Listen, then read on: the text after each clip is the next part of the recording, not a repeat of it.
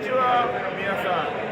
I'm Great Oka United Empire。今日は試合があった。そして彼がエンパイアの応援してくれるんだよ。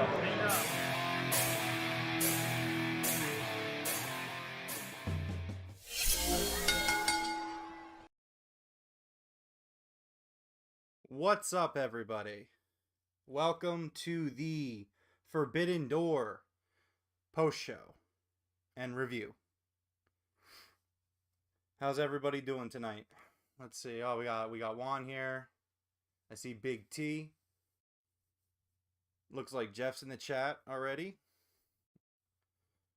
All right, everyone. So it was a very interesting show in some places, in other places not an interesting show. Big T, thank you. Yes, all hail King Rome. We will get down to business. This was a really good, again, this was a really good show in some places. I felt like this show kind of, it ended up having some really boring and kind of plain booking decisions, in my opinion, which, I mean, my personal opinion, I think it ends up kind of affecting some things. We will be discussing it. Jeff will be joining us as soon as he gets out of Chicago. Well, the arena. So, I see some people asking about the title. We will, in due time, we will discuss the fate of the Broken Predictions Championship. And those that watch the show, the pre-show might have an idea of what's going down, but, we'll get into it. We'll get into it, in due time. Forrest may be joining me via satellite at some point soon. I'm not sure. So I'm kind of waiting for Jeff, and I'm kind of waiting for Forrest. We'll see what happens. In the meantime, let's get into the show. Juan in the chat saying no CM Punk, no Bryan Danielson, no Kenny Omega tonight. Yeah, man. I mean, it was definitely a disappointing card in that aspect. We've been joking about it all weekend between me, Jeff, and Forrest that, like, man, the show kind of the show feels cursed. And I kind of selfishly almost don't want them to do another one just because of, like, I don't consider myself like a superstitious guy, but I am a little stitious to an extent. Yeah, this was interesting. This was a really interesting show, but let's get into it. So, first up, let's start with the buy-in matches. We ended up getting a great free hour of wrestling, which, always exciting. I do like when the buy-in has a whole hour of show, a whole hour of matches, as opposed to just kind of showing us video packages that most of us have already seen. So, yeah, it's nice to get that full hour worth of stuff in. The first match we had was the Factory, QT Marshall and Aaron Solo versus Yoshihashi and Hiroki Goto. Excuse me and forgive me if I say something's wrong. I have my handwriting's not the best, and also these names are not the easiest because admittedly I don't know all the New Japan guys. I thought this was a really cool opening match. I thought it was fun. I thought that the Factory actually did a pretty good job. I wasn't really a fan of the New Japan team. I wasn't really feeling it. I thought that they could have been better. Wasn't, again, not super thrilled with them. They did like this war drum spot that just, the strikes looked so weak it was kind of hard to take it seriously. And I know that sometimes the Japan strong style kind of comes off that way. It's kind of hit or miss, and I thought these guys, they were fine. I didn't really have an issue with it, but I thought QT and Aaron Solo really kind of pulled out the works here. I thought that was an interesting outing from them. It was definitely probably one of their better matches, in my opinion. Let's see. Big T in the chat, I don't know if Bryan Danielson is still unable to fly, but as far as Kenny and Punk go, I'm really shocked they didn't have any sort of backstage vignette or anything. Kenny, I am surprised of. Punk, I'm not. I really didn't think we were going to see CM Punk tonight, no matter what was going on. What's up, Coach? Coach is in the chat. Appreciate you checking in. Let's see. So yeah, that was a great match. You know, feel free to let me know what you guys thought about this match. Again, it's kind of just me, and I definitely like having conversation more so than just talking to a camera. So, you know, let me know what you thought about this match. Let's see. Juan in the chat saying, that's one of my criticisms with AEW. Some of these wrestlers throw some of the fakest punches ever. I don't know. I mean, sometimes, yeah, but I felt like that more so happened with a lot of the New Japan guys tonight. I felt like there might have been some rhythm issues almost. Like, even with the pinfalls, it was kind of getting frustrating because throughout the night, there are a lot of pinfalls that these referees, mostly Paul Turner, but the referee corps in general, kind of did a bad job tonight, in my opinion. There were a lot of 3 counts that weren't 3 counts, and it kind of takes you out of the match, and the crowd seemed to think the same. Jeff, I don't know if you're still there, but if you could comment on that. It seemed like the crowd was getting pretty irritated with the refereeing tonight, the officiating. But so yeah, that was it was a good opener all the same. The New Japan guys win that one. I thought it was a decent opener. Forrest was here. He said it was a good buy-in match. He thought it was good for what it was. That match, there were no predictions because it was a match that was announced today. 3 of the buy-in matches were announced today, so we didn't make picks for them. It is what it is. We decided to just kind of let it be. Didn't really make much of it. Juan saying maybe some language barrier. I don't know, because English speakers work in Japan, and we have Japanese wrestlers in America too. So I don't know. I'm not really sure what it was. It could have been a language barrier. It's possible. I don't know if these referees have that much experience working with Japanese speakers. I don't know. I bet there are some Japanese wrestlers who are in AEW and have worked AEW too. So I don't know if that's really an excuse. Big T, I think that would have kicked the show into the next gear if it truly was built off an invasion style angle and had brand versus brand. I 1000% agree with you on this. This is one of my biggest issues with the show. I have a few issues. This is one of the biggest ones. I felt like they should have just done AEW versus New Japan Pro Wrestling. It should have been 1 versus 1. Like, the only match where I thought it made sense for, like, bleed over was the Young Bucks joining Bullet Club for one night only. That was really the only time that I saw that being something that I was like, okay, that's cool. I mean, this show ended up being exactly what I said it was going to be at the pre-show and on Wednesday. Bell to bell, almost all of these matches were excellent. But again, there's just things about the show that kind of left a very meh taste in my mouth. Let's see. The coach is saying he thinks the Factory looked good overall. Even Nick Camarado in the next match. I completely agree with you on that. Again, I thought I was very impressed. I felt like QT really pulled out all his stops tonight. He was jumping all over the place. He looked good. I think someone's here. Is someone here with me right now? I just heard someone speak. Yo. Is that Forrest? Yeah, the new champion, baby. Look, all right. We're gonna get into it. Master Avenue. Then turn right. Oh man, we can hear your GPS. That's all right though. Look, all right. We're gonna get into. Let's not talk about results. Let's not put the cart in front of the horse. Okay, we're gonna get into it. Just take it easy. Take it easy. We'll address it when it's time. Just for now, enjoy the show. Welcome to the podcast. How's the drive going so far? Oh, just started. We're all right. We're good. Okay. Well, yeah.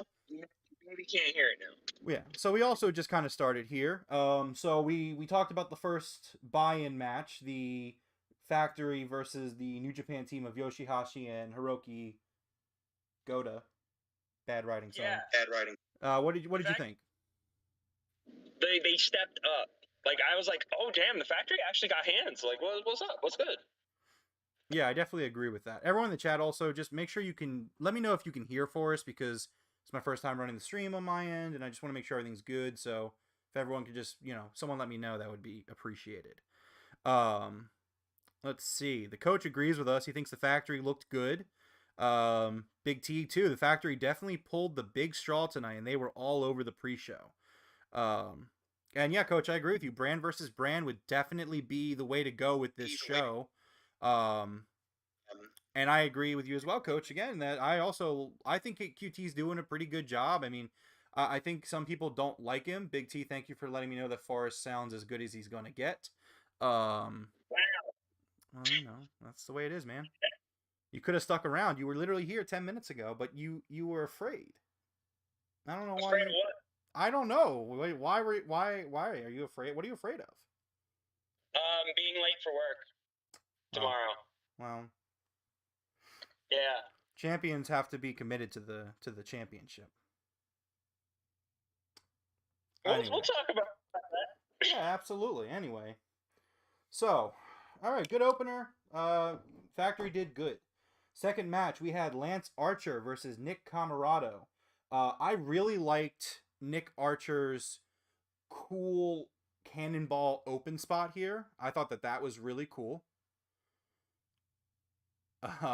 Jordan in the chat is saying, Forrest, don't retweet your own tweets, bro. That's bro, also... I do what I want. That's also not championship. It's only bad if you like your own tweets. Retweeting is for informational purposes. I think it's up for debate. I'm not going to comment out here or there. Anyways. It was an advertisement. Yeah, this was a really cool match. I thought it was a great opener. Lance Archer does end up getting the win here. I wrote down in my notes, big boys have good match. This was a really good match from both guys. I thought the length was perfect for what it needed to be. Nick Camarado was impressive. The move where the spot where he kind of is on the ground at the turnbuckle and flips and pulls himself up. I thought that was impressive. Thought it was all around a pretty damn good match to get added on absolutely last second. What did you think? Yeah, no, I thought it was, they did really good. A lot of the pre-show was really strong. Lance Archer, Nick Camarado, I was like, oh, okay, like that was the first time we really felt he could hang. He could hang with the big boys, you know? Yeah. Let's see if I could turn this up a little bit because I can't hear you super well. So let's see. Hopefully that works out well. My signal might be going in and out as I go, so. Yeah, just again, Forrest is currently driving, so if we lose him, we'll just continue, and if he can come back, we'll see what happens. Let's see. Coach saying he wishes Nick Camarado would get a little.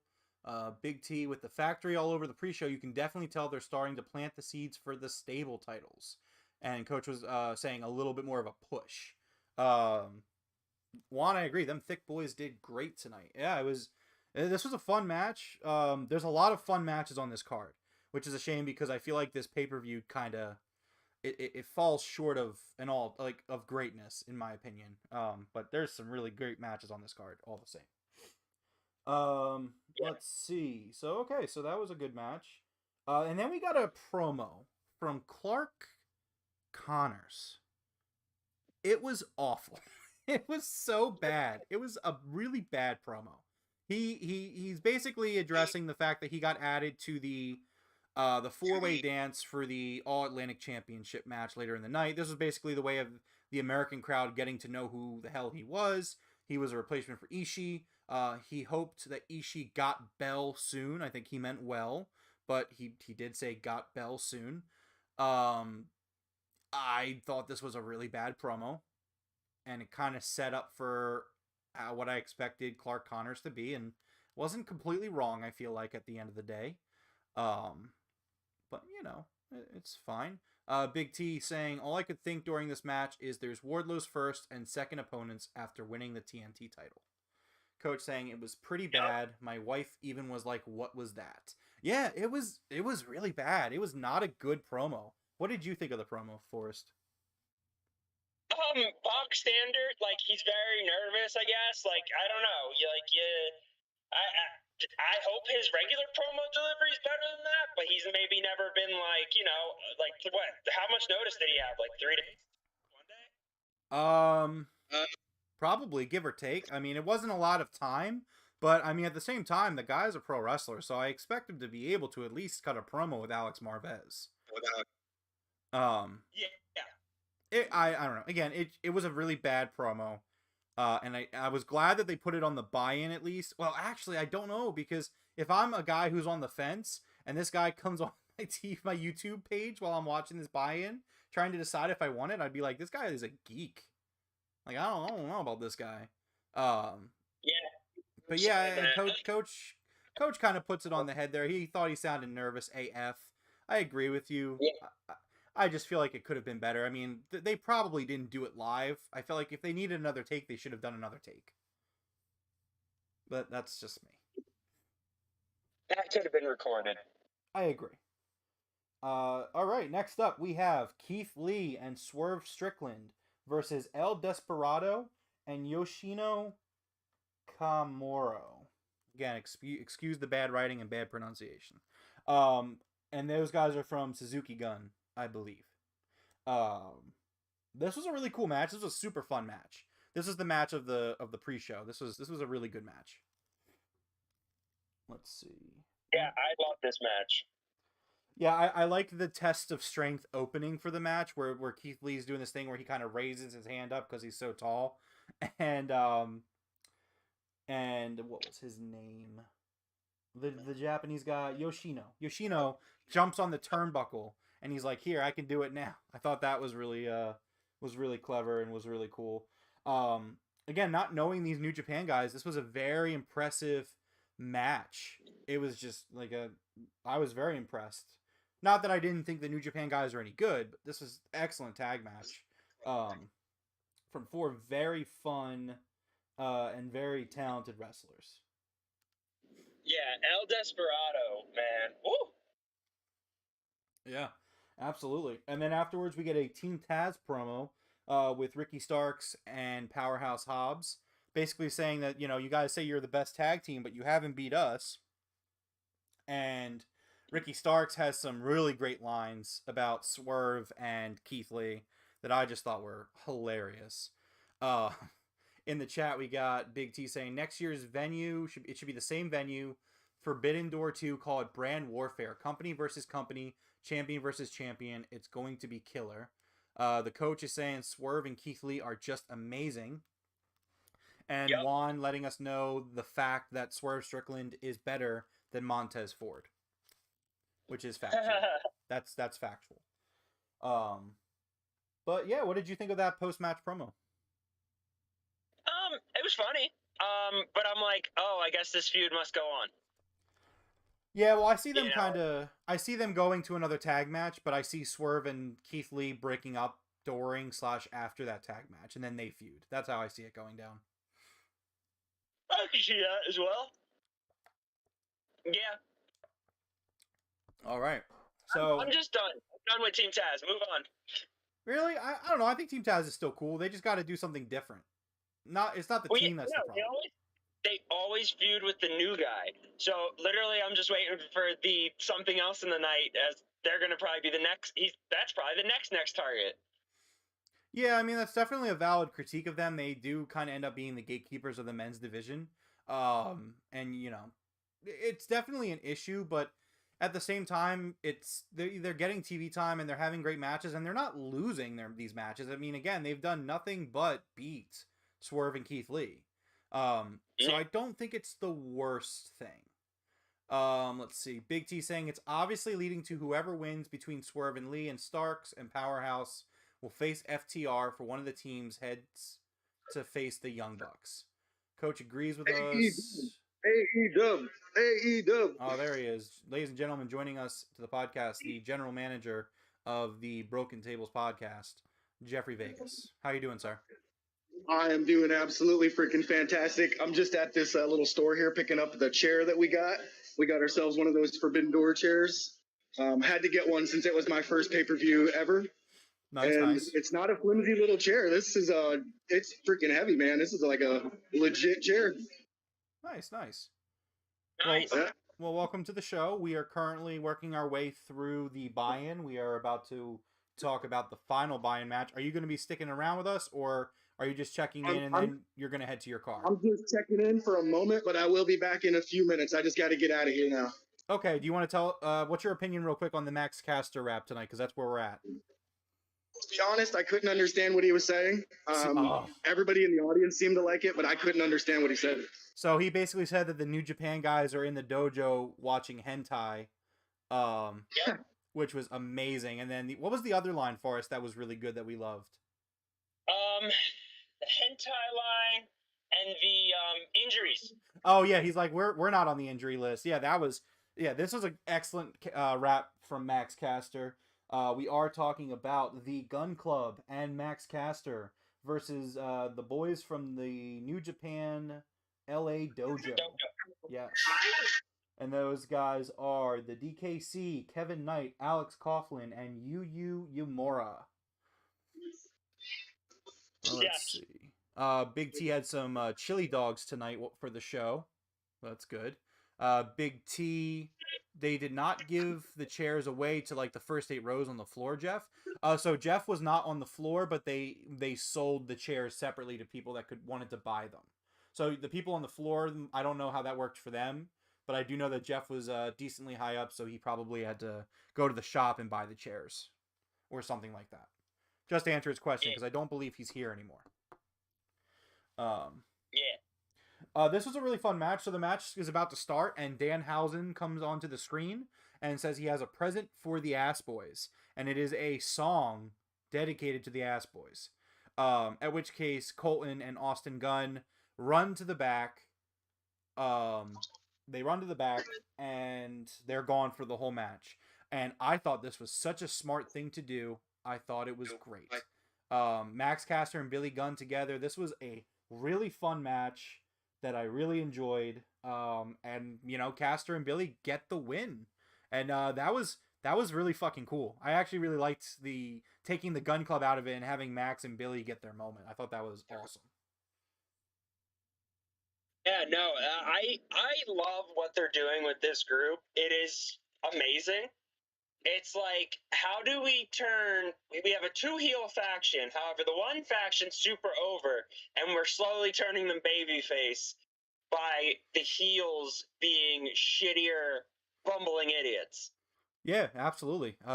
It's such a lovable character. I love the Acclaim so much. They are one of my favorites, if not like they're not the best tag team in AEW, but they're probably like one of my favorites just because I just love them so much.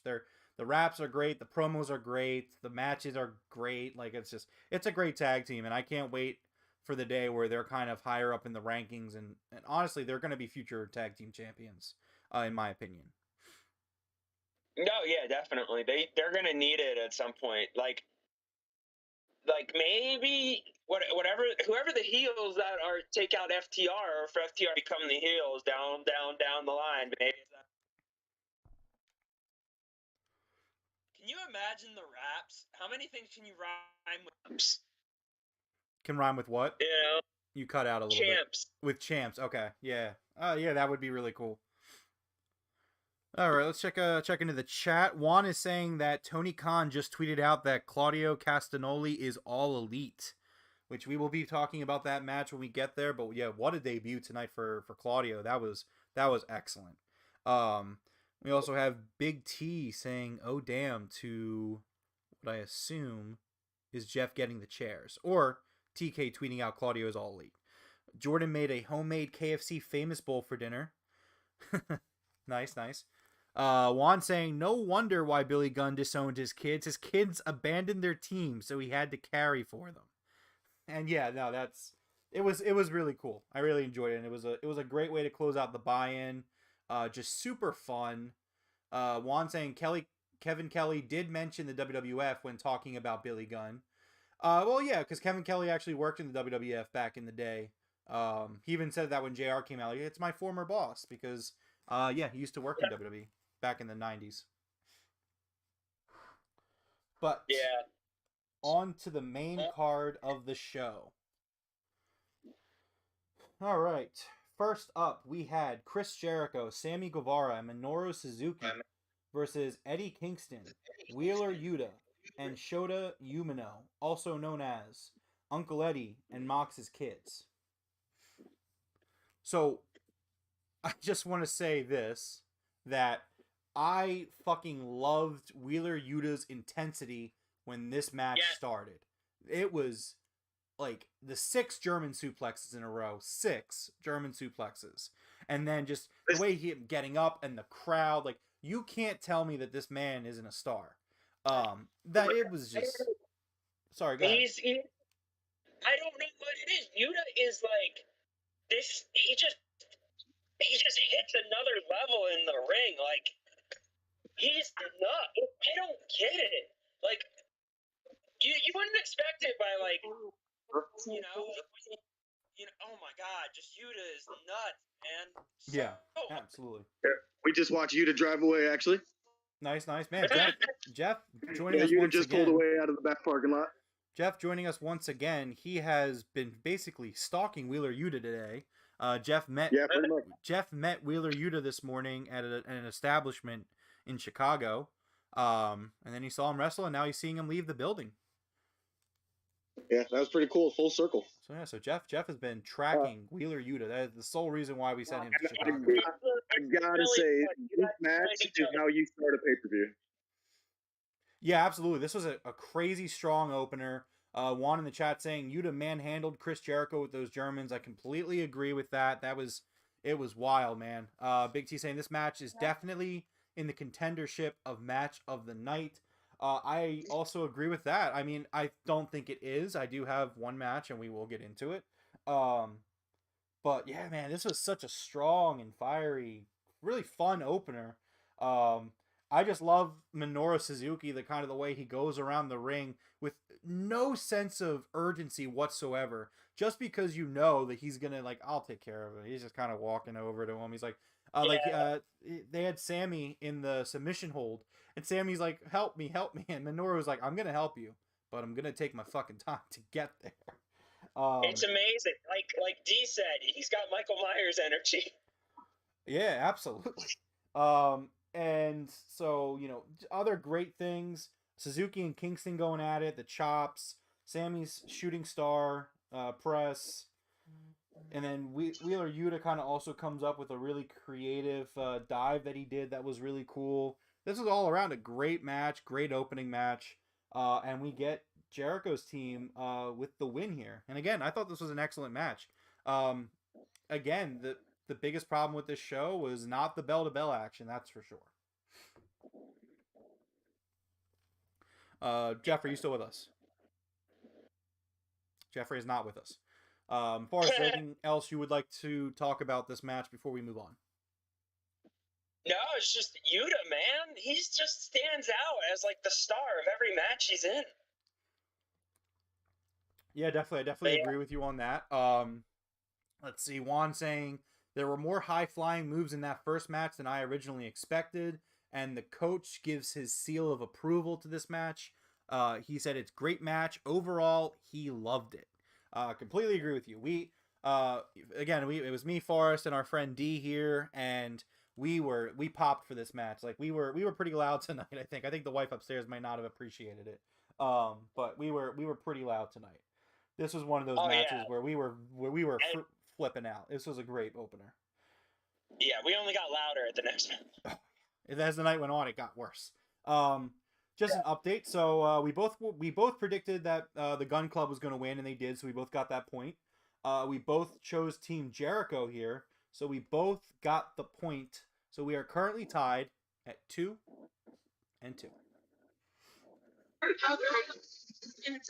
Hey, Ref Aubrey's wearing a dress and just said hi to everybody. How cute. Jeffrey is back in. Breaking news: referee Aubrey Edwards is in Chicago for Forbidden Door. She was wearing a dress. That was weird. She's wearing a dress. Well, I mean, she's allowed to wear a dress, Jeff. What's wrong with wearing a dress? I know, but she's usually dressed like a skater. I guess so. I mean, I follow her on Instagram, so I see her kind of like whatever she feels like wearing. You know. Okay. Anyways, thoughts on the opener? Is there anything else you want to add to the opening match? We just talked about the Jericho win. Thoughts on that? That was absolutely the match that you want to put on to open a pay-per-view. This match was incredible. The crowd, it amped this crowd up so high, dude. It was incredible. Yeah, absolutely. All right. So the next up, we had the winner takes all Ring of Honor and IWGP tag titles on the line. We had Roppongi Vice versus United Empire versus FTR. This was a really good match, but I believe it was hindered by what I assume is a real injury. Because of course there was another injury on Forbidden Door. with Dax getting hurt. When he got hurt, my heart kind of dropped a little bit. I was a little worried that I'm still worried because we don't know the severity of the injury. Although they did let him go back out. The entire stadium went silent. Orange Cassidy. Orange Cassidy. Oh, apparently, I think the wife sees Orange Cassidy. I think Purple sees Orange Cassidy. Yeah, she does. Getting on the bus. Yeah, so this was that was a real heartbreaking moment. Exciting. And I think that I think that overall the match kind of suffered for Dax not being there. I think that there were plans and spots that they didn't do. That being said, I thought Great Khan and Jeff Cobb kind of really carried this match when Dax went down.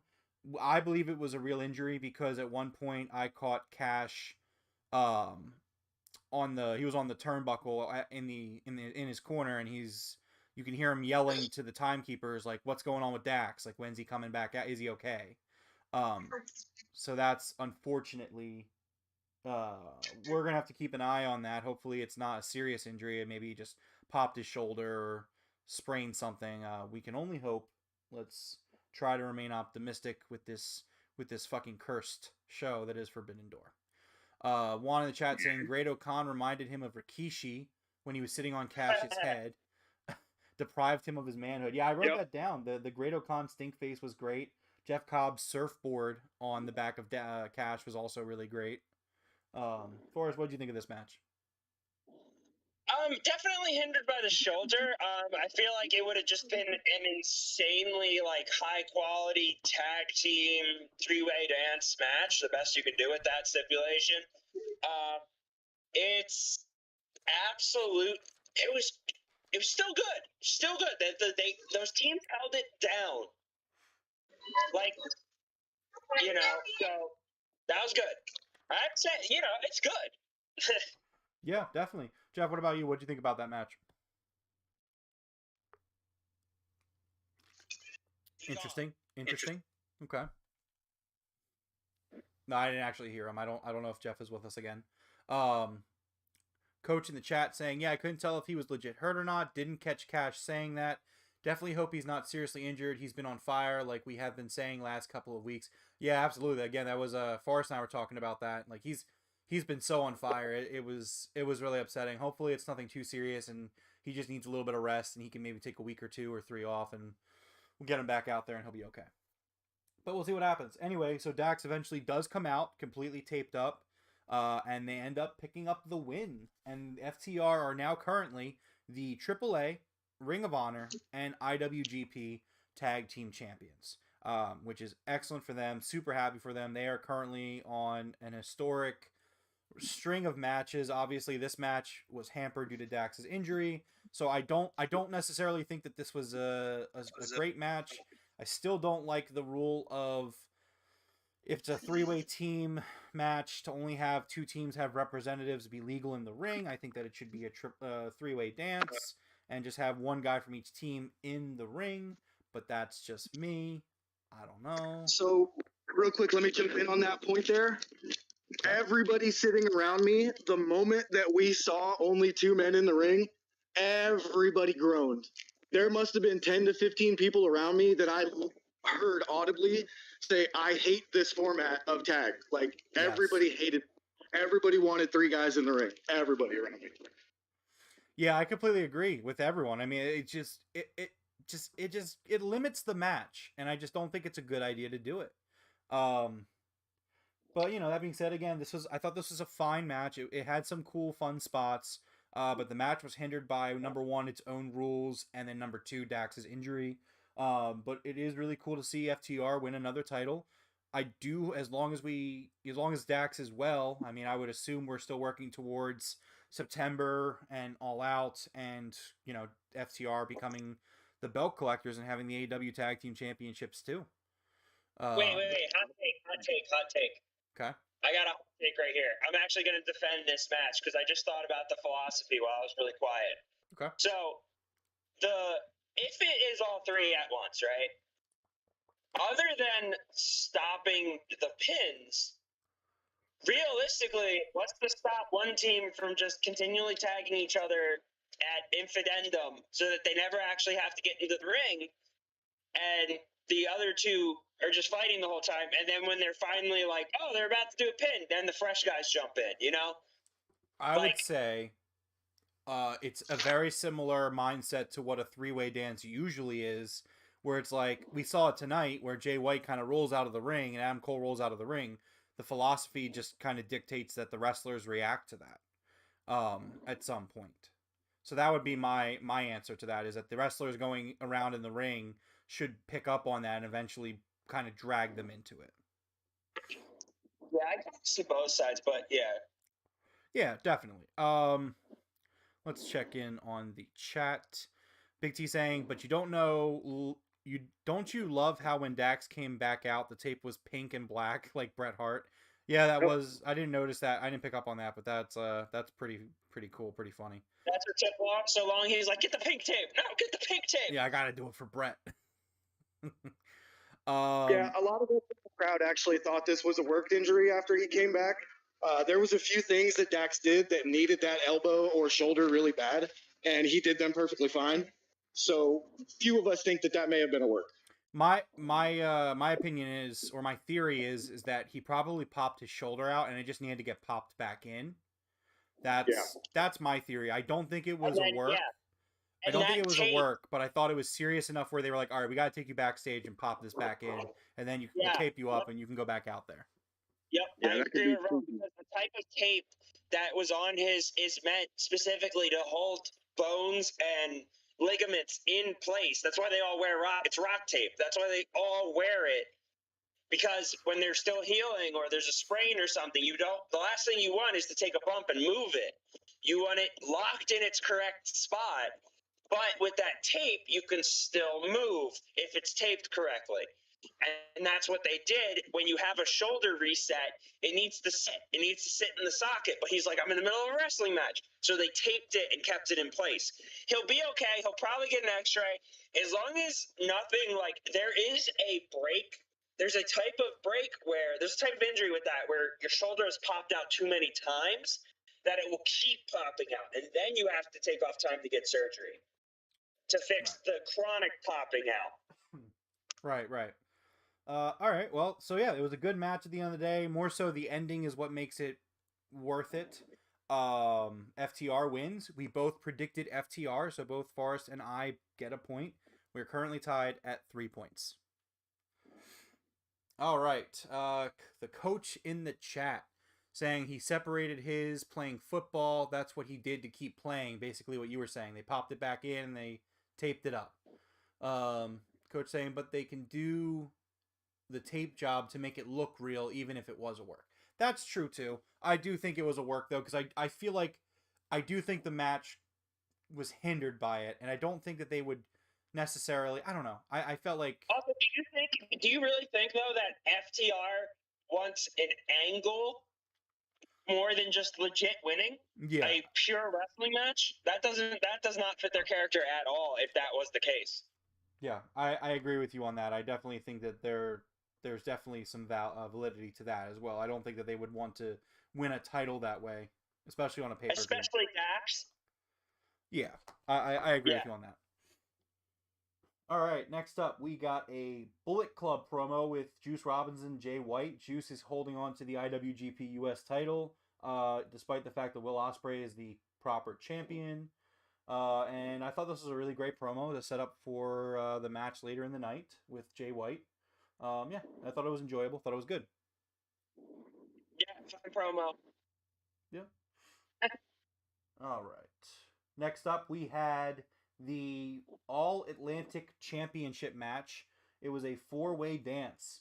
Clark Connors representing New Japan Pro Wrestling versus Pac versus Malachi Black versus Miro. I thought this was a great match. I thought it was really weird, the booking of Clark Connors in this. I mean, at no point did he really seem like a viable threat. And I mean, I guess he's just a replacement. He's someone that was thrown into this match. But I can't imagine Ishii being this guy in this match, because I feel like the whole story of the match was Clark Connors constantly going up against the AEW guys, and the AEW guys basically kind of swatting him away like he was a fly. Well, okay, so if it was Ishii, I think that's what they reworked it to. Mm-hmm. However, because he's the youngest, they're all veterans. Meanwhile, if it was Ishii, it would have been two kicky guys versus two. Ishii's the Stone Pitbull. It would have been two big guys versus two kicky guys, two flippy kicky guys. That's what it would have been. Yeah. And so Miro would have been doing the beefy big boy stuff of throwing each other, having a pissing match with throwing, and then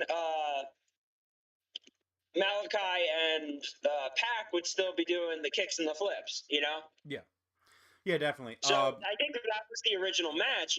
And, we'll get to it later. There's a spot in the match where Clark actually gets to shine. Yes. And that feels like it's like, it kind of goes with your, we're going to swat you like a we're going to swat you like a fly the entire time until. Continue. Right. Big T in the chat kind of puts it perfectly. He was the Spike Dudley of this match, which I think that is a perfect analogy for Clark Connors tonight. I thought that I just want to also touch on Malachi Black's entrance. He came out in an Oni mask, and that mask was sick. Like it was. Yes, it was so cool. It was such. Dude, a cool it had like tech teeth too that looked like copper wire. Ugh, it was nice. It's nice, aesthetic. Yeah, there was another great spot where I believe it was Pac. It was either Pac or Malachi Black. They had Clark Connors in a submission hold. Miro grabs him by the hair and pulls him to the ropes by his hair, so that way he could have the rope break because Miro doesn't want to lose this match. Thought that was a really really cool, interesting, unique spot. Yeah, I think it was Malachi had the submission. I believe you're correct. So basically, we get down to the ending of the match. Just about, we have Malachi Black and Miro are fighting. Which, by the way, I picked Malachi Black, and Forrest chose Miro to win this match. Our picks were just beating the shit out of each other. Yeah, it was the dynamic of the match. Considering our picks, was hilarious because it was really, for most of the match, it really felt like a 2-horse race between the two of them. But so they're fighting, and Malachi Black grabs a table and sets it up, leaning up against one of the railings on the barricade. And so they're fighting back and forth. And Pac comes in.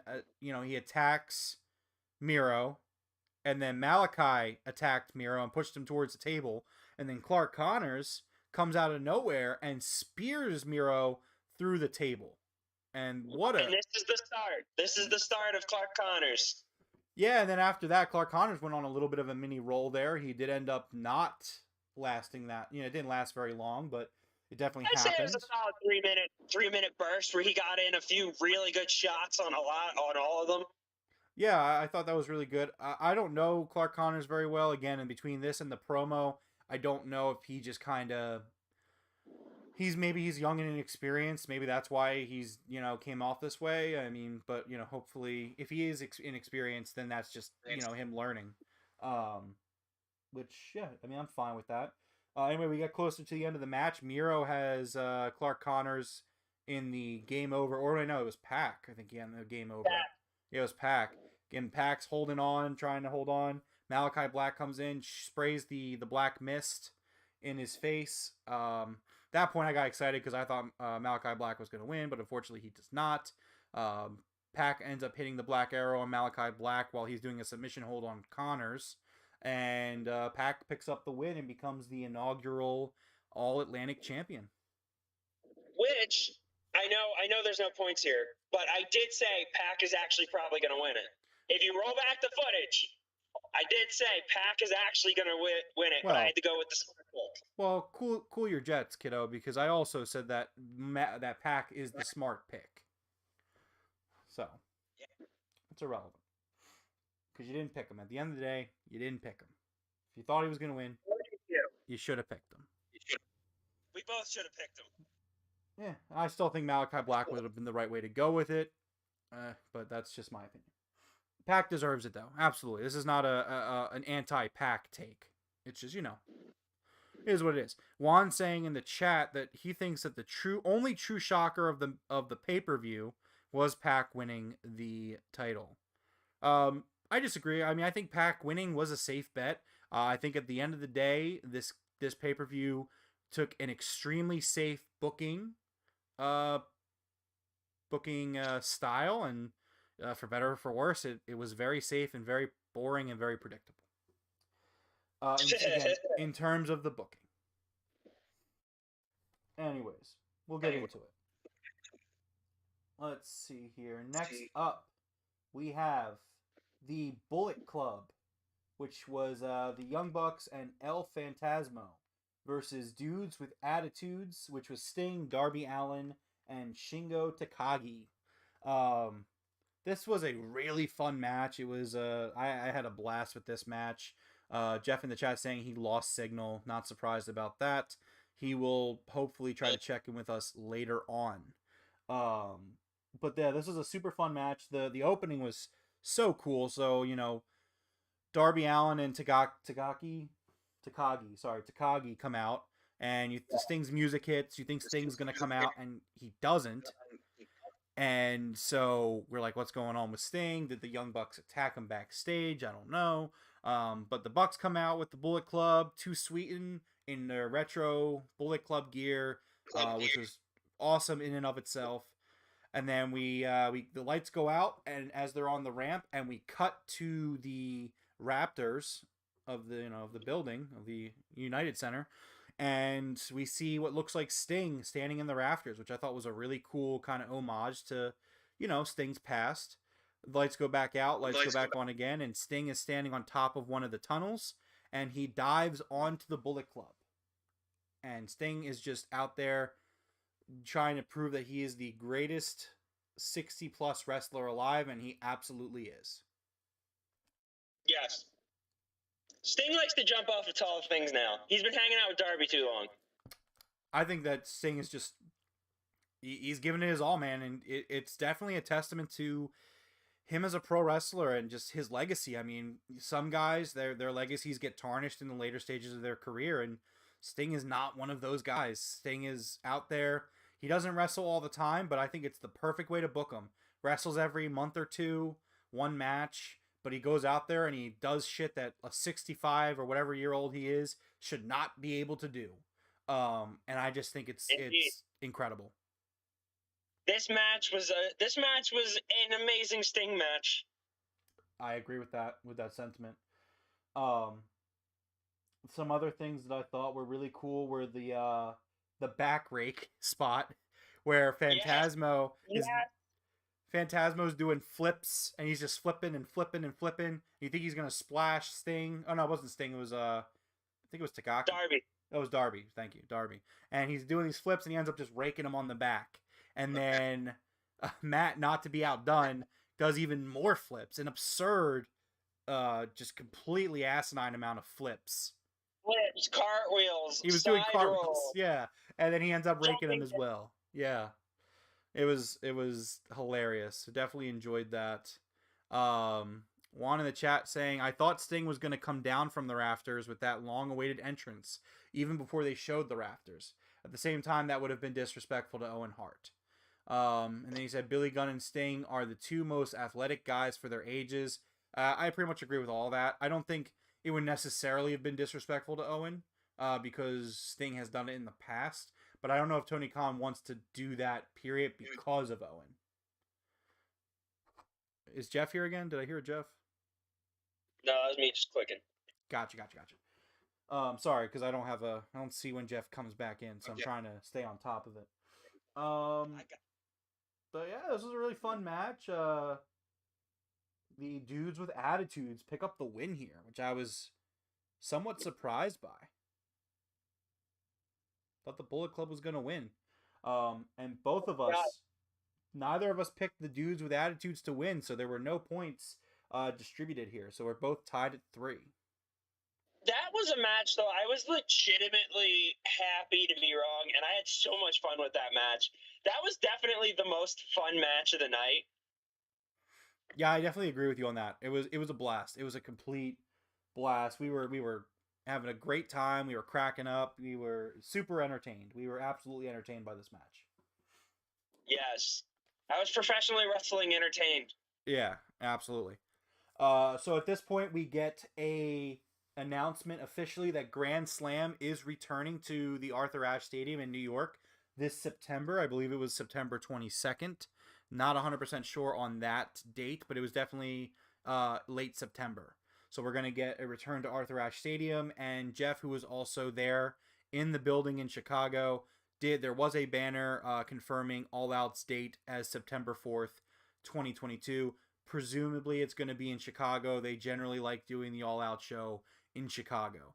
I would like to see them do the United Center again. I don't know if they're going to, but I hope they do.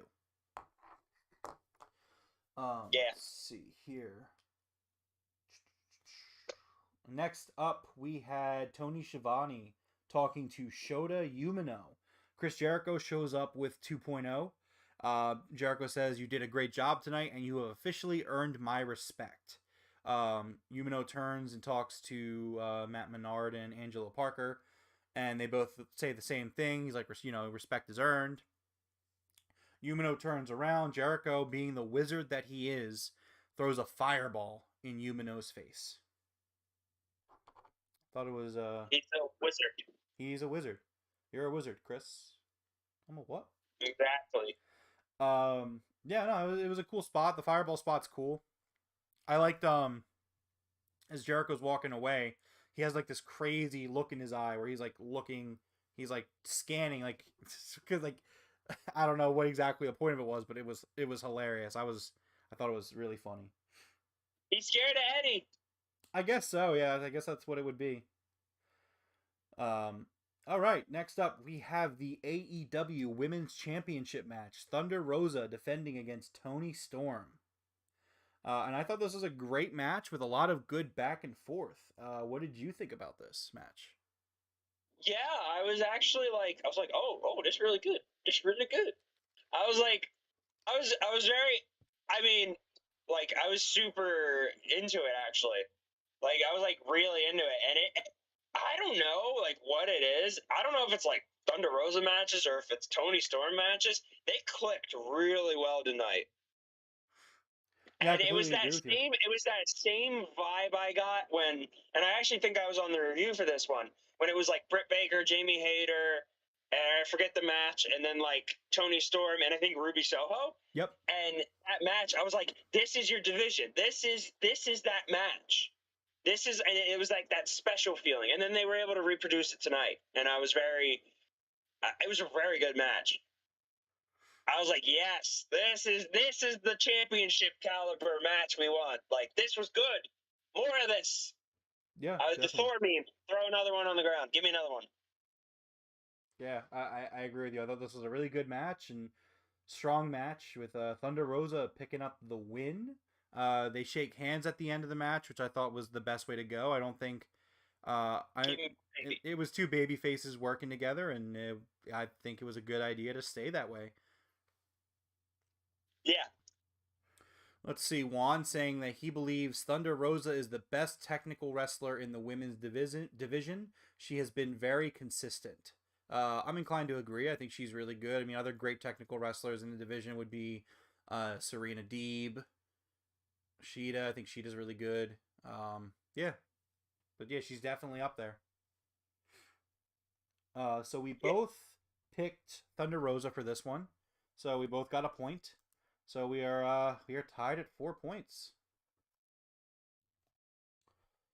All right.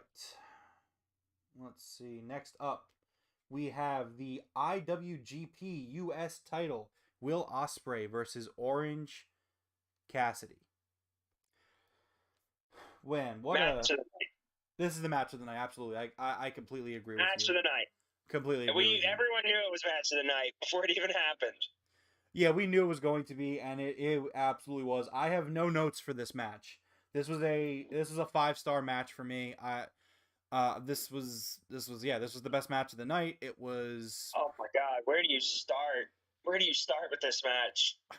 I don't know where you start. I have no notes. I just watched this match and absorbed it, and I absolutely loved it. This was worth the $50 I paid for. This was this was incredible. Let's go to the chat real quick. Juan saying that Thunder Rosa's reign had been lackluster, similar to Adam Page's, both at the fault of booking. Big T asking, is there an official reason why New Japan doesn't have a female division? It's because they work with Stardom. They're it's like a brother and sister kind of company promotion type deal. Big T saying he agrees with me. Thank you, Big T. Thank you.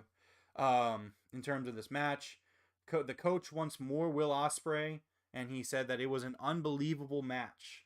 And again, it just was, man. It's just people forget how good Orange Cassidy is. When I tell people, when I'm sitting there like saying Orange Cassidy is one of my favorite wrestlers, like I'm not just saying it for no reason. Like this guy is excellent, and Will Ospreay is also excellent, and that's the product you got here. And the referee counts were frustrating here because they were a little off.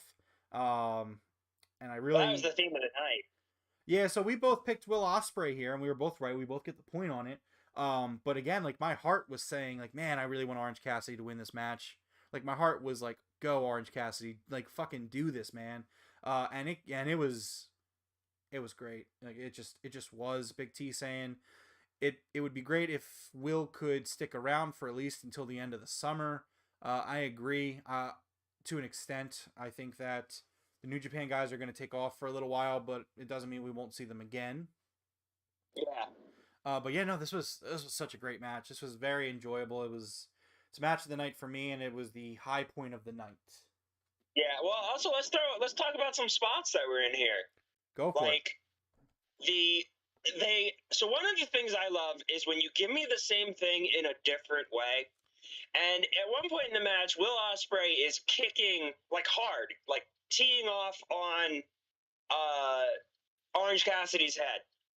And I'm like, I'm looking for it because they already did this on Rampage a couple weeks ago or last week, whatever, with him doing the kicks to them, the gentle kicks, his taunt. And I'm like, man, where are they going to put that in? When's he going to do it to Ospreay? And he switched. He did it very calmly on Ospreay with the kicks to the face, but really slow. And I'm like, this is my chef kiss moment of the night. This is how you serve me that same. When I'm like, I want a hamburger, I still want a hamburger. But you want to throw some spices on that burger that I've never had before? Yes, please, thank you. And that's what this was. Oh my gosh. I was like, yes, I love when you do your spots, but slightly different. Another thing that's similar but different. He started with his hands in his pocket. Another thing. Ospreay was the first person to get into Orange Cassidy's pocket. And then he pulled out the middle finger. Yes. Yeah, again, it was just awesome, and I loved the dynamic of Will Ospreay being surprised that Orange Cassidy won't stay down. I love the dynamic that he's kind of like, what the hell? This guy's actually fucking amazing. And like you could see it through the match. Like there was definitely those moments where Will is just like, what? How's he getting up? Yeah, he's like, what the hell is going on? Like, what are you like? Why? How are you still in this? You're just a dude who puts his hands in his pockets. And yeah, like when he put when he had the boot on his neck, and then Cassidy just starts rising up. Yeah. And the commentary's doing a great job. They're like, you pissed him off. Yeah. It's so good. I like that there's two Cassidys. There's I'm gonna fuck with you the whole time. Oh, you went too far, you made him angry. Yeah, it's a great dynamic, and it's really like it's the perfect wrestler because he's hilarious, he's entertaining. He can have any kind of match and it works. The guy can go and do comedy matches and it works. The guy can get serious and it works. The guy can do gimmick matches and it works. And it's just it's a cool character that people get behind. It's over, and again, like that's why like I no joke when I say it. Like you know, especially right now, you take Punk and Danielson out of the equation, and like Orange Cassidy's like one of my favorites, if not my favorite.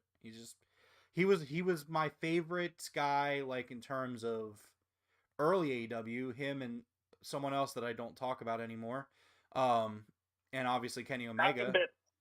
Huh? I said Malcolm Bivens. No, I'm kidding. Yeah, absolutely. That's who we're talking about. But yeah, man, this was an excellent match of the night. Again, I regret that I didn't write any notes down, but I was just. That's the thing about me. You could tell how much I love a match when I don't have any notes, because I just end up watching the match and I don't write anything down. It's your highest compliment. Yeah, the less I have to say about a match, the higher the compliment. Because it's like, and then also, that's a good thing. That's a good thing. It increases the entertainment value. It's like, this is a must-see match. You need to go out of your way to make sure you somehow acquire the footage and get it into your eyeballs.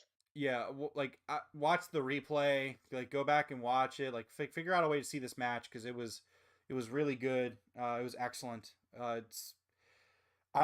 think it might be my favorite match of the year. I'm not 100% on that yet. I mean, that's something I got to like kind of look at macro. But I mean, I'm pretty sure as of right now, it's the match of the year for me in terms of the in-ring stuff going on. It also had the most build. Yeah, it did. It like again, like this was the match. This is the one match that was booked well.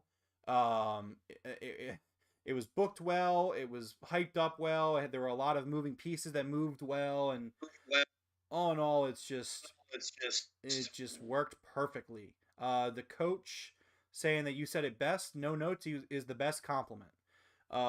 He also, Juan said, Orange Cassidy and Matt Riddle are very different from the rest of the baby faces in their respective companies, and that's part of the reason why they're very entertaining. Yeah, I mean, I'm not a big Matt Riddle guy. I there is some similarities there, but I'm not the biggest fan of his character or anything like that. So, you know, it is, but I understand your point, and I think that people do generally like him for that reason, so. We both chose Will Ospreay to win this, and we both got a point because Will Ospreay did win.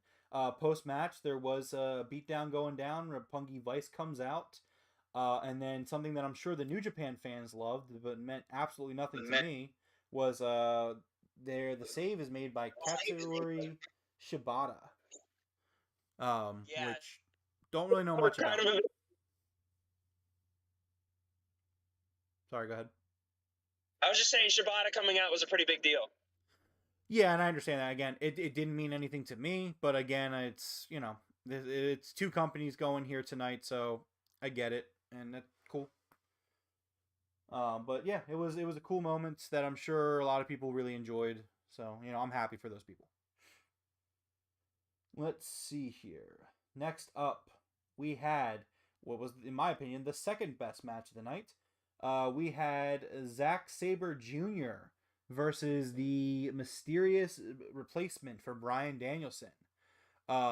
Big T asking, why wasn't he on the card? I don't know. I thought that was interesting. For Shibata, I'm assuming you're asking. I don't know. That's just a New Japan decision. They wanted to have his return be a surprise, and what better way to do it than on pay-per-view? Juan had never heard of Shibata. Yeah, you had a blank look on your face. That was me too. I was like, I don't know who this is. And Forrest looked him up, and he's like, "Oh, it's a big deal." I was like, "Oh, okay, well, good for them." I thought, okay, so before I looked him up, I was like, "Is he the guy that had the headbutt injury?" And then I was like, because I knew that name, but yeah, and then I confirmed it. I was like, "Yeah, okay, that's who I thought it was." So I was like, "Oh no, it's actually a big deal. He's back." Okay. Big T wants to see Shibata versus Punk. Juan saying at Big T, maybe they wanted some New Japan crumbs left over. Yeah, I don't know. Who knows? So yeah, moving forward again, Zack Saber Jr. Ends up facing Claudio Castagnoli, the former Cesaro. And this was probably one of the all-time best debuts in AEW. It's not CM Punk and it's not Bryan Danielson, but I mean, other than that, there's not many that were better than this. This was an awesome moment for Claudio. He comes out and he looks great. His gear was great, and he ends up having an excellent match with Zack Saber Jr. Holy shit! Yeah, holy shit, man. We knew it was Claudio. We both chose Claudio to be the guy, and we both chose him to win. So we both do get a point here. I'll just touch on that real quick. So we're both tied at 5 points. But yeah, man, this was so much fun. Again, the high spot of the show for me were these two matches, the back-to-back here, And even again before that, the Bullet Club match that was before it was really good too. I don't know if that wasn't right directly before it, but again, like the high point of the night for me were these two matches. It was the Orange Cassidy Ospreay and then Zack Saber Jr. Claudio match. I thought these two matches were excellent matches. So Claudio was, I wrote in my notes, Claudio lifts bro, because he just has Zack on his arms and he's just like outside the ring. He picks him up and he's holding him with one arm into the ring, throws him in the ring. He took that octopus on a journey. Yeah, and then the Zack Saber Jr., which I've actually seen Zack Saber Jr.'s work before, so I kind of knew what we were in for. But yeah, that dude's a fucking octopus. Like the way he is like stretching around on Claudio was crazy. The technical side of that was excellent. I would have loved to have seen Bryan Danielson versus Zack Saber Jr. That's what I was about to say. I was like, so this for me, I knew Zack Saber Jr. He's the submission guy from New Japan. That is as far as my knowledge went with him. I'm like, he's a big deal.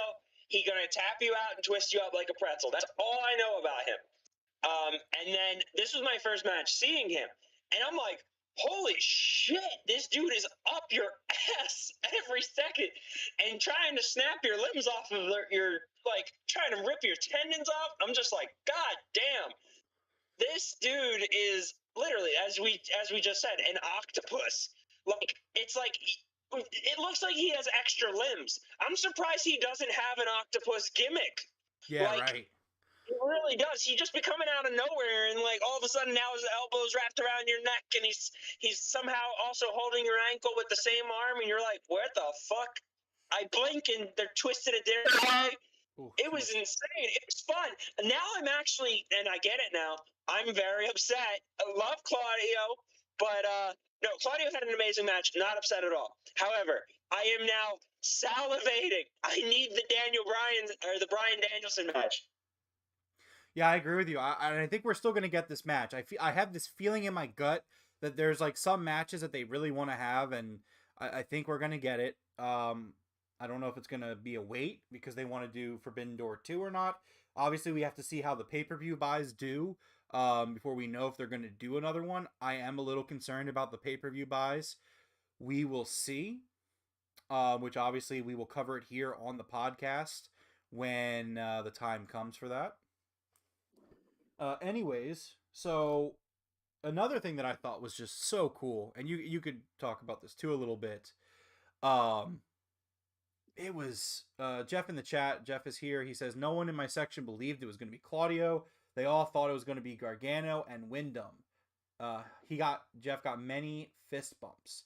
Do you guys still think Gargano will still go to AEW? Yes, Juan, I do. I do also think that Wyndham and Gargano are both going to end up in AEW. Wyndham applying a trademark to the name Wyatt 6 tells me that he's not going back to WWE because why would he trademark a name? He wouldn't trademark a name if he was going back there because WWE would own whatever name he brought in. Great point. Thank you. Jeffrey Vegas joining us once again. Hello, Jeffrey. Yes. Are you in the car yet? No, we're actually back in the hotel room now. I lost signal while I was driving. Very, very nice. So you're going to be with us for the rest of the show? Yes, I should be. All right. Excellent. So again, we were talking about Claudio and his debut, and I just thought it was such a beautiful moment because this man, you could look at his face and he just seemed so happy.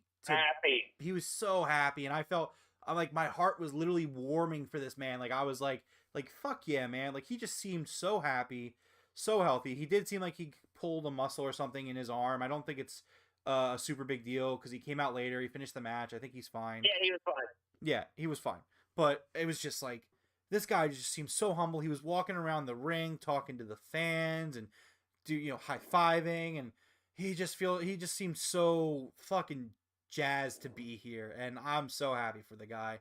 And this is such a great get for the AEW roster. Once again, like, Tony Khan goes out and he makes this roster the best roster in pro wrestling, hands down. I don't think anyone can make the argument. Like, there's no roster in pro wrestling that's as strong as the AEW roster, and we're currently seeing it, in practice right now with all the injuries piled up. Nobody's even close. Nobody, right? And We were he just- missing Omega. We were missing Danielson. We were missing Punk. We were missing Wardlow, MJF. Like, we could keep going. Yeah. All their top guys, and this was still an amazing show. yeah, Yeah. And then just with like to Rome's point about him being happy, he's finally back in professional wrestling. He's around professional wrestlers finally. Did you guys see this? I don't know how to explain it, but when he was walking up the rampway and they had the camera focused on his face, and you could see the AEW entrances behind him, I've never seen a more perfect fit. He looked like he was like made for AEW, if that made any sense. yeah, absolutely. I agree with that. Yeah, like sometimes I see a guy on the ramp and I'm like, he doesn't look like he fits here that much. But this was, square peg in a square hole. Yeah, absolutely. So yeah, this was a really special moment, and Claudio will be joining the Eddie Kingston's team in Blood and Guts, which is coming up this Wednesday.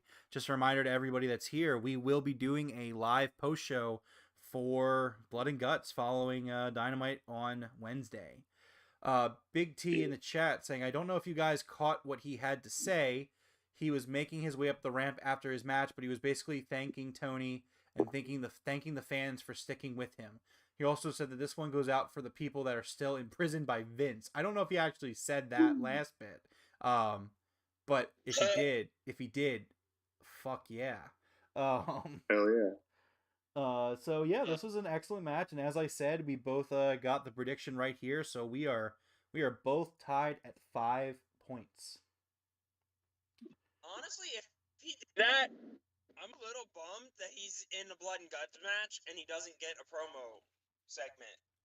I would say my advice would be to watch Elevation and Dark this week. I'm sure we'll see some sort of promo or something. Well, we're gonna get something. I think we will, but we'll see. My advice would be to tune into Elevation. They'll probably film something tonight to put on for Monday. So, and also nice. Just wanted to finish also with this saying that I love JR in this because JR says, welcome, Claudio is a pro wrestler, not a sports entertainer. Yup. Yeah, oh yeah, Jeff, you were there live, so yeah, this whole thing ends, and as Claudio is standing up there, JR says that he's like, Claudio is a pro wrestler, not a sports entertainer. And I thought that was really beautiful. That was great. It was poetic. It was great. Absolutely. All right. So, Line of the night. Huh?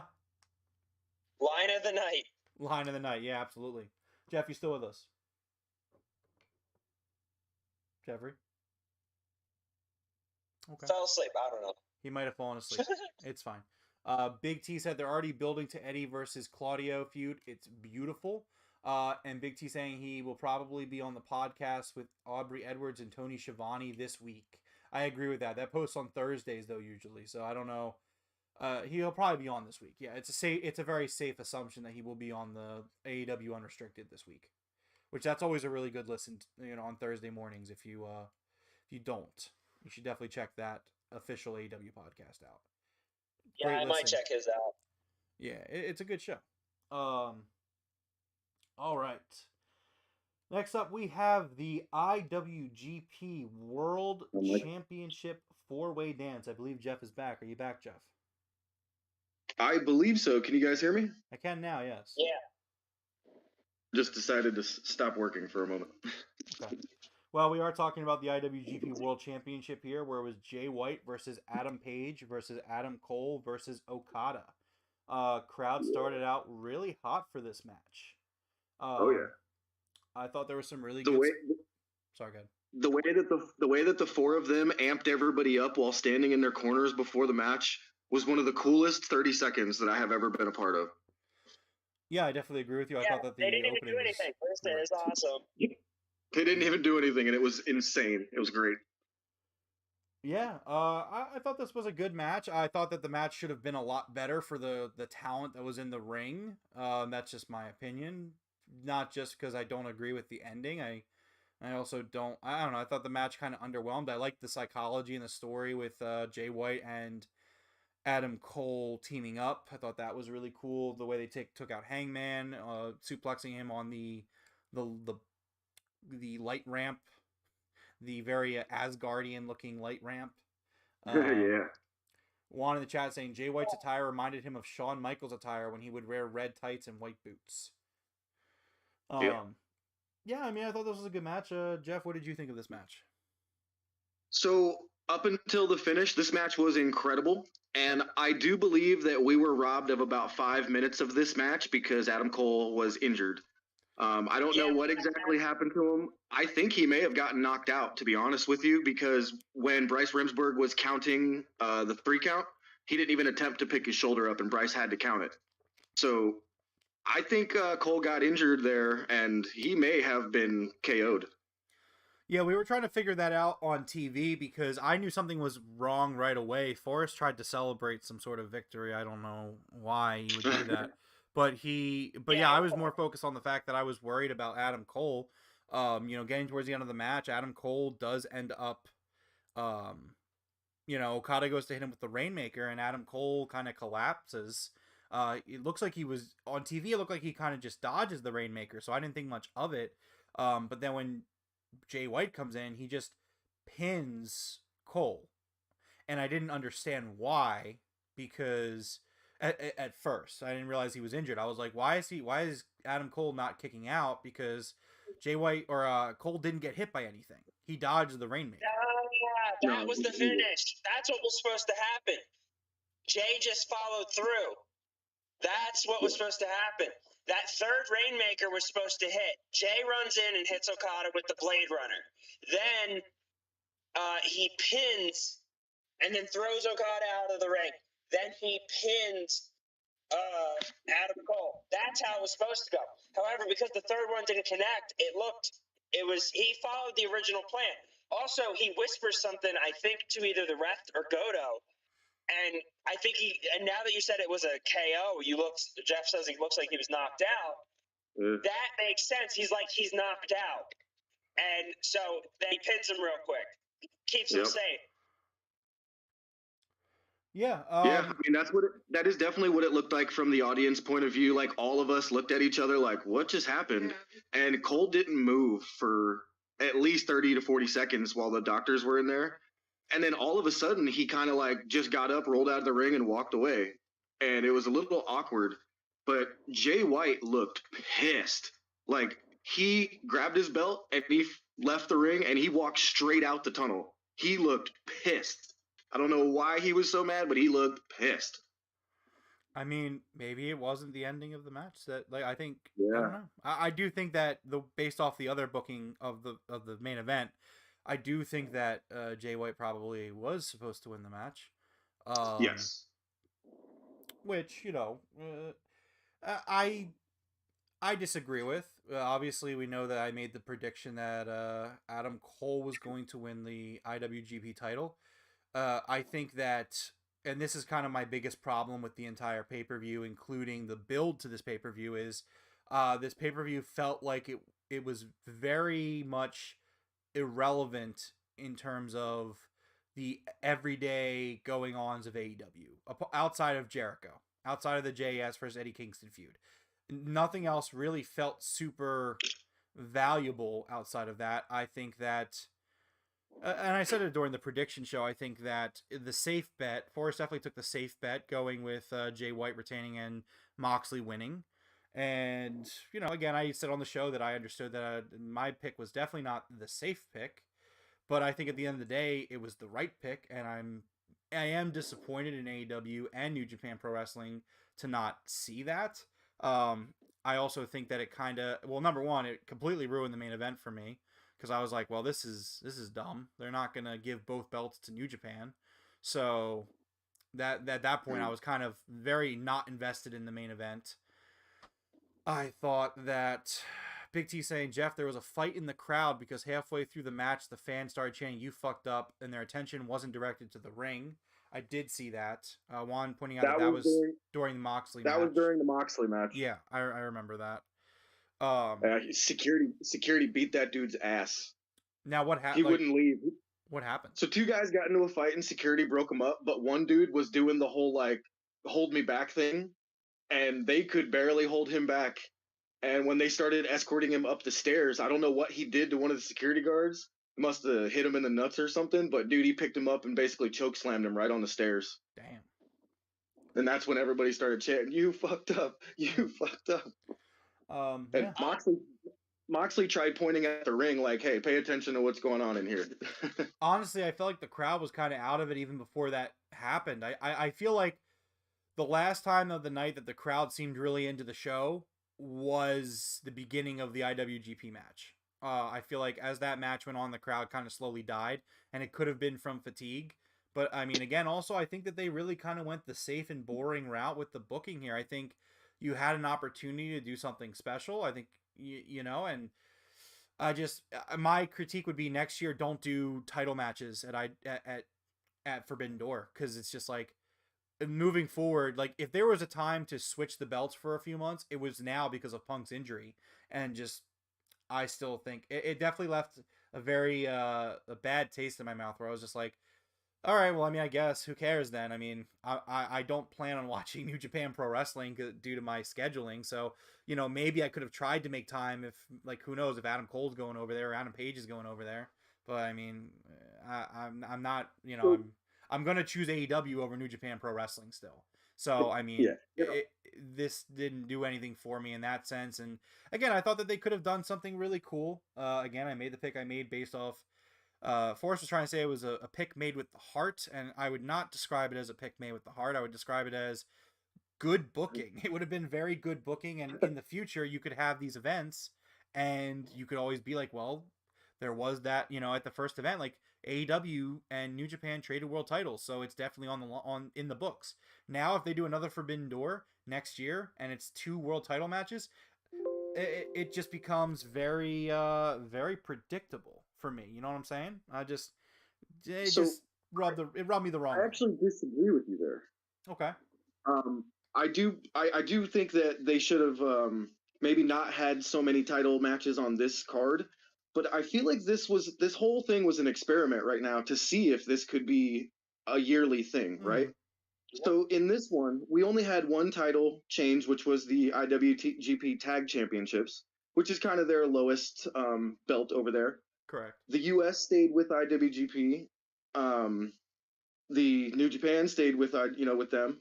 Yeah. So what I'm thinking here is both companies held on to their main titles, and they're going to see, you know, how could this progress in the future. So if they sold a bunch of tickets, and if this has a overall, you know, good vibe behind it afterwards, I think the next time they might start to do more and, you know, say, okay, maybe this time we do switch up our titles. But for now, I don't think either company wanted to give away their big title, not knowing what the outcome of this would truly be. Exactly. See, the thing is, I agree with what you're saying, but that's why I think you do it. I think that you, again, like in this situation, it might not make sense again in the future with these companies. I think that they have a built-in storyline on the IWGP side with Adam Cole and Jay White, and then Punk's out. And Tony Khan has notoriously wanted to do, you know, he'll put things off to make sure matches happen. And if he wanted Tanahashi versus Punk, that would have been a really great way to do it. But they didn't do it. Yeah. And again, I mean, I understand, you know, it's just, I disagree with it. And it definitely, like, in the future, like next year, they do Forbidden Door 2. I don't give a fuck about the world title matches. I just don't. I'm just like, all right, well, this was like next year, like, let's say they have 2 champions who are going strong, because they would be, they're their world champions, and you don't have a built-in storyline like the Elite versus the Bullet Club. Why the fuck would they trade titles then? It just doesn't, at that point, I would say it doesn't make sense to do it.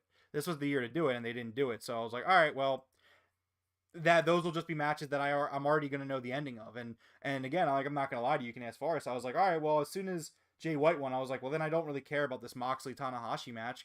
I started setting up for the podcast. Like, I watched it, but I wasn't invested in it. I was like, okay, well, Moxley's going to win. All right, whatever. And I just kind of like didn't really care about it. And it was a great match for what it was, because it's not like I didn't watch it, but I definitely wasn't invested. I was like, well, I already know the ending. It's like, all right, I don't care as much. It's gonna end with Mox winning the title, and I knew Mox was gonna bleed too. I was just like, all right, Yeah. took the wind out of my sails. But then again, like next year, if you do Forbidden Door, just don't put titles in line or have it be champion versus champion. I think the biggest problem with this pay-per-view, and they booked themselves into a lot of corners here, which is why I'm disappointed in it, is like you don't have to have the title on the line then. Have it just be an invasion, AEW versus New Japan Pro Wrestling.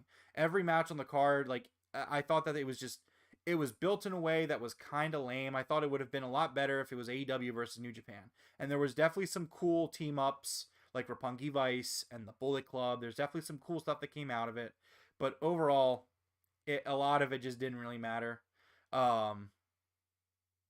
That's just kind of how I feel about it. Forrest, you did indeed predict correctly for the final two matches, so you do end up with 3 points, putting you at 8 points and myself at 5 points. But let's get into the main event. Jon Moxley versus Tanahashi. Again, this was a match that for me personally, I'm gonna let you guys talk about because I definitely know you guys enjoy this match more than I did. I started set up for the podcast, making sure that the laptop was working and everything, because again, first time running the stream from my side, so I wanted to make sure that it was good to go. What I watched was great. I mean, I expected Moxley and Tanahashi to have a great wrestling match, but again, the stakes just felt completely gone to me. There was like if you had looked at me earlier in the night, I was hype. I was totally invested in everything. I was into it. Even the matches that, like, I didn't think Orange Cassidy was going to win, but it felt possible. It felt plausible. So I was into it. And then when we got to this match, I was just like, well, there's no mystique here. Jon Moxley's going to win. They're going with the safe pick, which if I wouldn't have made Jon Moxley the interim champion, I would have picked somebody else. If you were just going to give it to Moxley, I honestly would have given it to somebody else. That's just my opinion. I thought Mox was the safe choice, and they went safe with it, which is fine. That's the choice that they made. But yeah, you guys can take it away. Jeff, what did you think about this match? So I actually loved the match, and I thought earlier you said the crowd kind of died for it. It didn't feel that way at all inside the arena. Maybe something with the match and maybe the audio or something, but in the arena, this felt amazing. People were going nuts for Ace. I was absolutely shocked that Moxley was being booed and Ace was being cheered. I could not believe what was happening. Honestly, for me, I thought that the way I read that, and again, maybe it's just my bias because I didn't like the booking of it. I've kind of read that as maybe the fans agreed with me. Maybe they thought Tanahashi should have won. I mean, I would have at least been I would have been okay. The fans loved Tanahashi. Yeah, I would have been okay if Jay White and Tanahashi had won. I don't think it would have made sense, but I would have been fine with it. But I wanted Hangman trying desperately to return the AEW belt back to AEW. I don't care who would have had it, but that would have been a great storyline for Hangman being like, "This is my fault. I lost to Punk. Now it's over here." I agree. Actually, I want to, you know. Yeah, I agree. Yeah, but this is fantasy booking. Of course. Those are great stories. Man, I wish they had a write-in box, you know? Like, shit, those would have been way better. But at the same time, it's the Moxley match was good. I really liked the Ace chants, fired him up. I'm not really a Tanahashi fan, but I was like, you know what? Fuck it, Ace, let's go Ace. And I picked Moxley, because I used my brain. And also Moxley will have the interim title. It's a better visual for inside when he makes his entrance through the crowd, because he didn't have crowds when he was champion. So now when he goes in with that interim title into the cage, it's going to look real good on TV. And them media producers, them Warner Turner, whatever they are, going to be real happy. And that's what it is about at the end of the day. And that is what I predicted. And that is why I predicted that. Sure, it's that visual. Sure, I mean, to an extent. I mean, again, I think that there was two trains of thought. Neither of them were out of question. And you can go back. I definitely said that during the prediction show. I definitely didn't say I was 100% confident in my opinion, but I still think that Going off of in the past, I think Tony Khan does an excellent job at booking and telling stories, and I definitely expected more of him. I understand that there was a whole nother promotion that they're working with, which is why I suggested them completely trading titles. I did not like the Jay White losing pick, but I liked Tanahashi winning so much that I had to make that pick because I didn't see one company holding both titles. That being said, is there anything else we want to talk about for this Moxley match before we wrap up the predictions scoring? Well, I do want to mention that I have an awesome poster in my lap here of the Forbidden Door that's got Tanahashi and Moxley on it, and it is autographed by both of them. Oh, very nice. Nice. Yeah, did not get to meet them for the autograph, but it's still cool. Very, very nice. But I'll post a picture of that here Chair soon. and a poster. What's that? I said, so you got the chair and the poster. Yeah, $300 Right. later. Bruh. Absolutely. So yeah, I mean that ended up the match ended, and we get a big fight between the JAS and Mox and Blackpool Combat Club and Kingston and Pride and Powerful. Claudio comes out and kind of clears things out, and we're on the road to excuse me, to Blood and Guts on Wednesday, which is sure to be an excellent match. Yeah. That's going to be hype. The post-match beatdown angle was good. I like the way everybody trickled out in those specific orders. And then you're like, oh, is Claudio going to come out and help? And it's like, yep, he still came out and helped. And we got the 19 swing. 22. Daddy We counted Magic. 22 in the audience. What, you counted 22 in the audience? Yeah, the whole audience, we were counting it. We counted out to 22, and then he dropped them. Nice. Quick question for you guys. Where did this end on TV? It ended with Claudio and Kingston kind of beefing, and then it ended like right after that. Yeah, because that was like a big deal for the end of this. Eddie Kingston and Claudio, like Eddie was like screaming and yelling at Claudio, and he was just kind of like, what's going on? And then Eddie started screaming at Mox, and the very last thing I saw was Eddie basically screamed at Mox and pointed in his face and said something, and then turned around and walked off. And Mox just shrugged his shoulders, and he's like, eh. Yeah. Well, So Claudio the way it looked does to not... me, it looked like they're setting up Mox and Eddie. Yeah, well, Claudio and Eddie do not like each other. They have history. Yes, yeah. Yeah. So, yeah, that's what happened with that. Anything else anyone wants to say before we get to these wrapping up the predictions? I just think they're going to go maybe after JAS is done, after this Blood and Guts, they're going to then facture that team, and then it's going to be Ortiz and Eddie. It's going to be Eddie kind of imploding back into a heel. Yeah. So, yeah. I'm excited. It's going to be good TV. Yeah, for sure. I'm excited that we're past the New Japan stuff. We can kind of focus on our own storylines and All Out time, baby. Yeah, the road to All Out begins. It's a long road. It's usually the longest between Double or Nothing and All Out is always the longest wait because it's the summer stretch.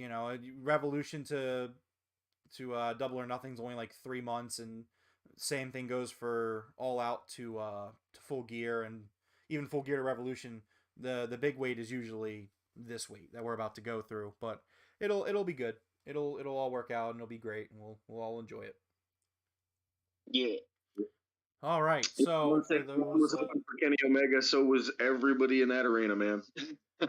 See, I don't know. Like, I'm usually the one that's calling for him to come back tonight. I didn't see it happening tonight.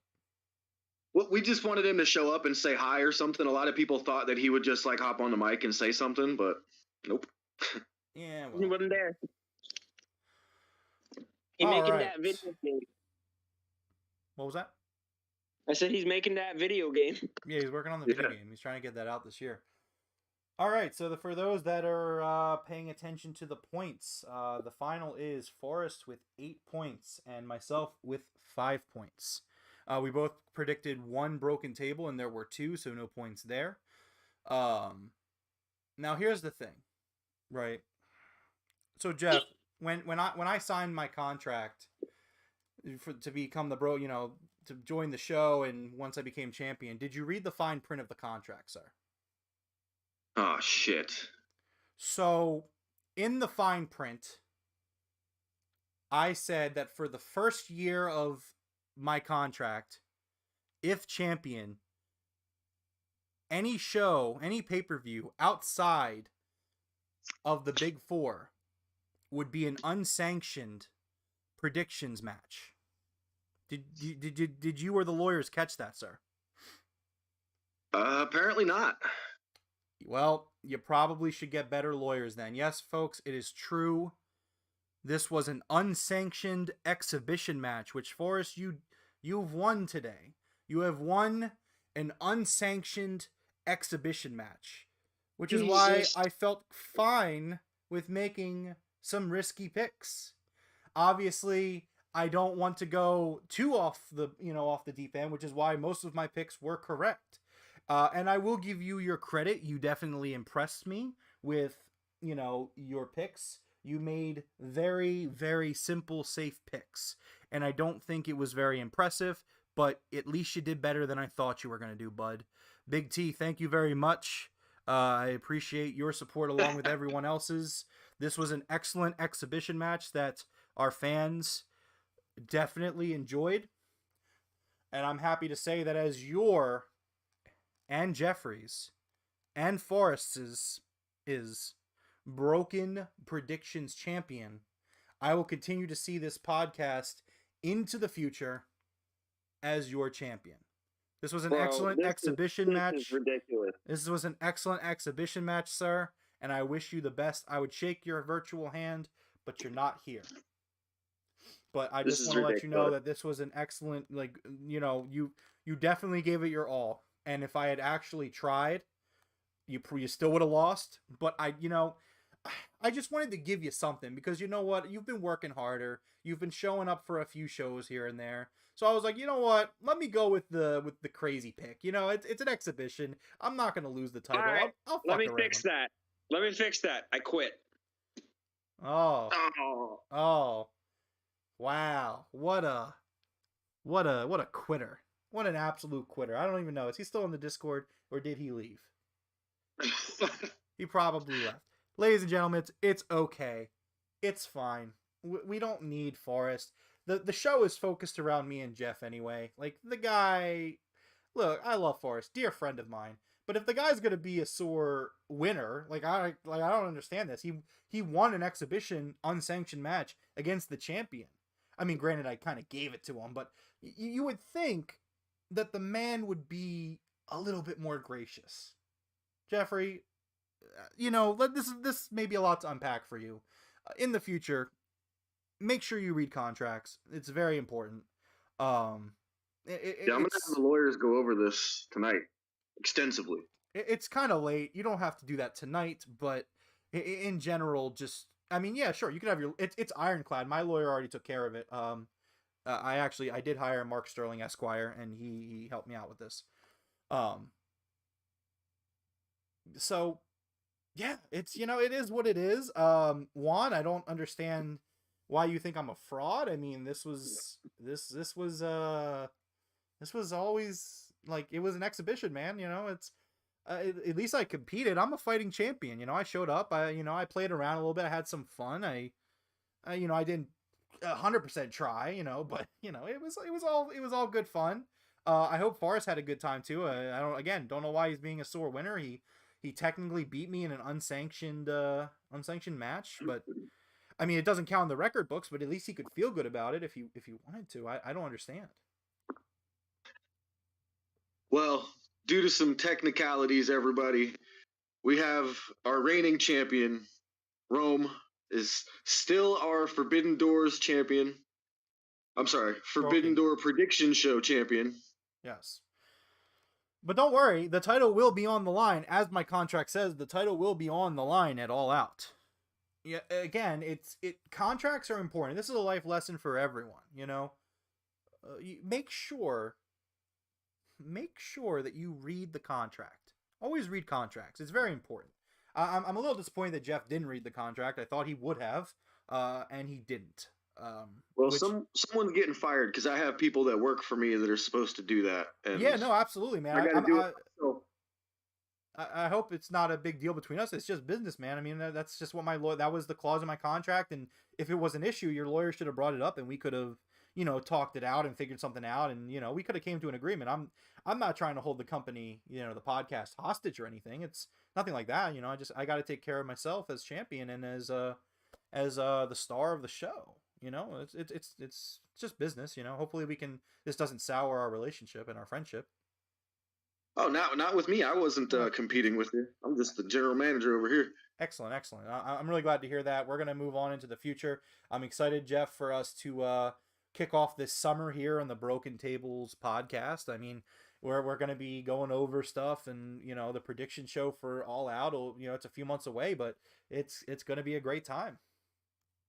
Yeah, absolutely. Yeah, Big T in the chat saying, Jeff, I think I smell a winner take all battle of the belts. I don't know. I mean, again, this is I don't understand where people are coming from here. It's just an exhibition match. Not like champions don't put their titles on the line every single time they go out there. Like, you guys understand that, right? Like, this was an exhibition, just me stretching the legs, making some picks. Yes, thank you, Big T. We are currently in the summer of Rome. It's going to be a hot one, folks. Now, I am going to say you may have lawyered your way or, fine printed your way into this retaining of your championship here. Mm-hmm. But in the future, I think we may have some changes coming that, we'll have to see. Well, make sure that my people talk to your people before you make any changes. Keep in mind that it is an ironclad contract that we both signed. So, I mean, again, I don't want to make this a political thing, backstage. It's just, it is what it is. I mean, again, I'm sorry if people were misled. I thought it was understood that it was an exhibition for the champion, versus the challenger. I mean, I'm the champion, so I'm going to make it known that I am the champion. I mean, I'm not going to hide the belt just because it's an exhibition match. So, we do have a rule here that there are no championship exhibition matches. Well, I don't. Well, again, I think you're going to have to fire someone then, because it was clearly in the contract that pay-per-views outside of the Big Four would not be title matches. They would be unsanctioned exhibition matches.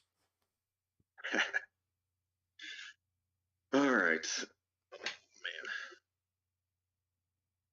But anyways, it was a great show. Anything else you want to talk about? You were there. I'm sure you had a great time. I'm glad you had a great time. Yeah, absolutely. My first pay-per-view, it was unbelievable, super fun. All the people around me in the audience were super chill. Glad I wasn't in that section of the dude who fucked up. But yeah, it was great. It was an all-around amazing experience. Excellent, awesome. Glad to hear it. So when you driving back to Philly? So I believe we are still staying here one more day tomorrow, and then we will be heading back on Tuesday. Very nice. The Curly's was good. We had Curly's. Nice.